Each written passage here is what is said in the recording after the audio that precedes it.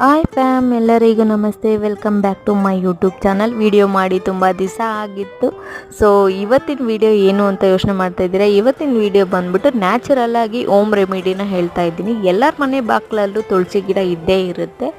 So ತುಳಸಿ ಗಿಡ ಏನಕ್ಕೆ use ಆಗ್ತಿದೆ ಅಂತೀರಾ? ತುಳಸಿ ಗಿಡ ಪೂಜೆ ಮಾಡೋದು ಗೊಂದಕ್ಕೆ ಅಲ್ಲ, ನಮ್ಮ ಫೇಸು ಕೂಡ ಯೂಸ್ ಆಗುವಂಥದ್ದು.